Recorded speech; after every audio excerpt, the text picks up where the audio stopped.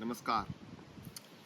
In the previous episode for Diabetes mellitus, I shared few practices, yoga practices that you can do that will help you stimulate your internal organs and help reduce the blood sugar levels. As we said in the episode 2 today, we will share few practices in terms of lifestyle changes that you can incorporate into your daily routine that will help you once again to reduce your blood sugar level and most importantly live a healthy and happy life. What I will share with you is my own personal experiences, the changes that I brought in my lifestyle. I have basically put it into a 3x3 framework.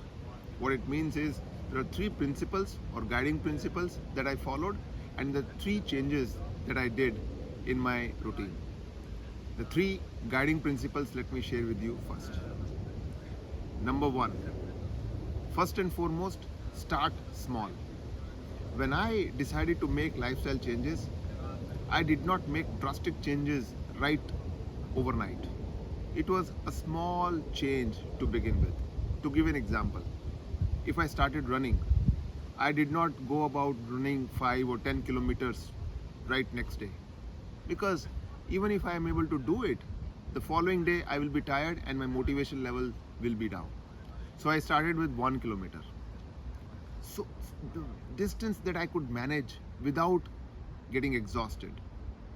So that is the practice that I followed, and I increased my capacity 10% every week. That's the principle you can follow. So start small. Second change is make a routine. The best thing to do, fix a time for yourself, whether it is morning or afternoon or evening, depending on your schedule, whatever time works for you. For me, I have fixed a time that morning 5:30 to 6:30 I will do my yoga practice every day. So that's a routine, come what may. I don't change it whether I'm traveling or I'm not traveling, I'm on vacation or I'm at home, wherever I am. So try to build a routine. Your body will tell you every day it's time to do your practice. The third principle is called principle of two, means no more than 2 days maximum break in your routine. What it means is that, for example, sometimes you fall sick, or if at all you are traveling, you are in transit and not necessarily at a location somewhere. So because of that, if you have to skip, try to make sure maximum, ideally maximum no more than 2 days of break between the two practice days that you will have. So three principles, very quickly summarizing. Number one, start small. Number two, build a routine. Number three, no more than 1 or 2 days of break between the practices. So having talked about the three guiding principles, now three changes in the lifestyle or basically your routine.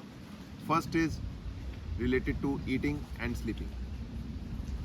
Regards to eating, only thing that I will say is eat only when you are hungry. Your body will tell you when you need food and you will feel hungry, otherwise you don't need to eat.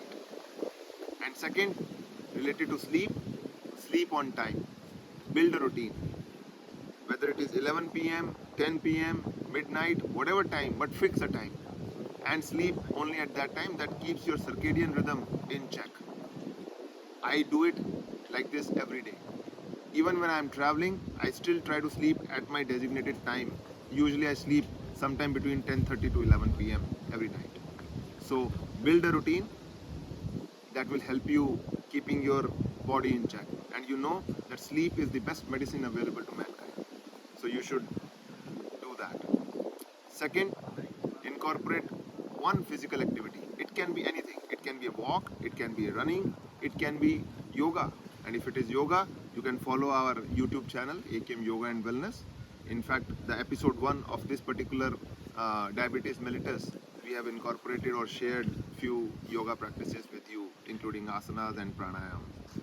So incorporate that and make it a routine once again. Third is about drinking. Drink more water. At minimum about 8 glasses of water in a day. I will tell you one thing. quite often what happens is you feel hungry, or rather you feel craving for sugar. 90% of the time when you feel craving for sugar, it is actually the thirstiness in your body. You're feeling thirsty rather than you're craving for sugar. If you drink water at that time, your craving for sugar will go away. At least 90% of time, if not 100%. So try that. And related to drink, one of the biggest contributor towards sugar in our body is the sugary drinks. It can be Coke, it can be any other cocktails, mocktails, whatever you call it. That is the biggest contributor. Try to have maybe a homemade lemonade or a shikanji soda, as you call it in India. So that will help you reduce your sugar intake as well. So these three things: eat and sleep on time, number two, physical activity, and number three, drinks.